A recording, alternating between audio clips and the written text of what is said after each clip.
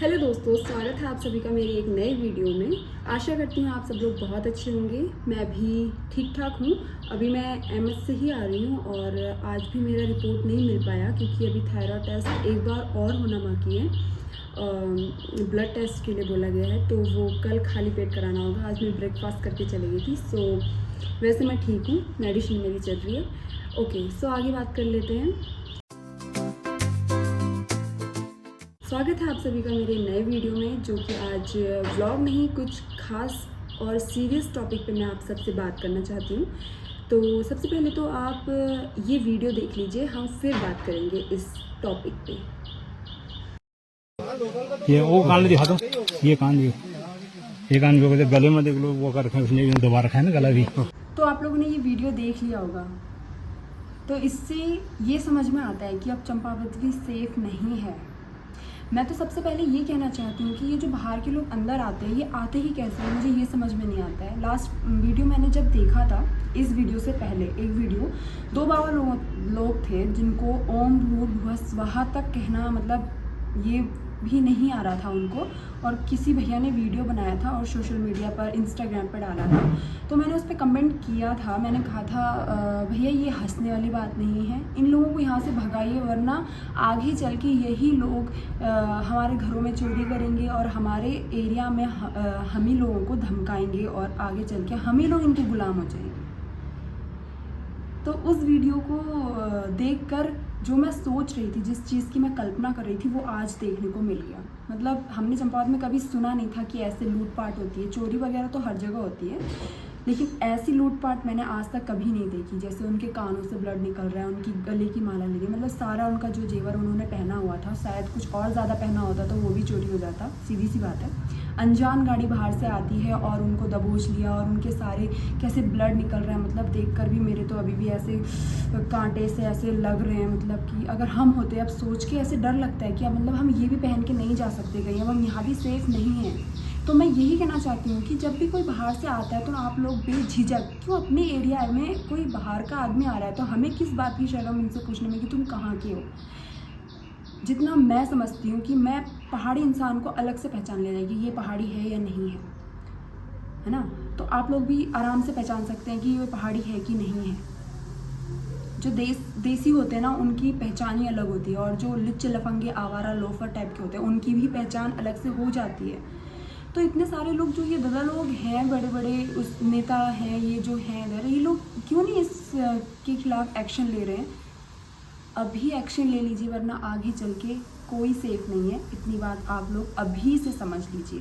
तो जिस प्रकार से ये अभी आमा के साथ लूटपाट की वारदात हुई है, आगे चल के हम में से किसी के साथ भी हो सकती है। जो ये खुले आम, सरे आम, दिन दहाड़े किसी की कान से, गले से ऐसे चीज़ें छीन कर और मतलब नोच नाच के ले जा रहे हैं, तो आपको क्या लगता है कि किसी के घर का ताला तोड़ने में संकोच करेंगे?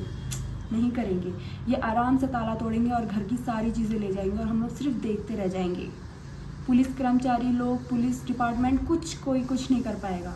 ये मेरा दावा है इस बात का। आज तक जो चोरियां हुई हैं, क्या वो सोना वापस आया है किसी का? नहीं आया है, और ना ही कभी आएगा। लेकिन जिसका गया है उसकी तो जीवन भर की कमाई, जिसने खून पसीना मेहनत करके अपना वो जितना भी जोड़ा था, वो तो सब चला गया ना, वो वापस नहीं आएगा। कुछ टाइम पहले की बात है, जब मैं अभी घर गई थी तो कुछ बाबा जी लोग आए थे। तो मम्मी ने दक्षिणा दी, जितनी भी दी अपनी तरफ से उन्होंने, तो सीधे उन्होंने मना कर दिया। तो मेरे हिसाब से ये बाबा जी लोग नहीं हैं, ये ढोंगी हैं, और ये लोग बाहर से आकर यहाँ पर अपना बिजनेस कर रहे हैं। इसको बिजनेस ही कहा जाएगा, ये भक्ति नहीं है। पहली बात तो हमारे यहाँ सबसे बहुत पहले जब हम छोटे छोटे थे, तब ना कोई यहाँ पर भीख मांगता हुआ दिखता था, ना कोई ऐसे बाबा जी आते थे। क्योंकि जो दान दक्षिणा हम लोग देते थे, हम अपने पंडित जी जो होते थे, हम उन लोगों को देते थे, या फिर हम किसी मंदिर जाते थे तो वहाँ पर जाकर देते थे। तो ऐसे घर घर नहीं आते थे। ये सबसे बड़ी गलती हम लोगों की है, जो हम लोग इन्हें देते हैं। क्यों देते हैं? क्योंकि हम लोग उसमें बह जाते हैं, श्रद्धा भाव ये सब हम इसमें बह जाते हैं। ऐसा मत करिए।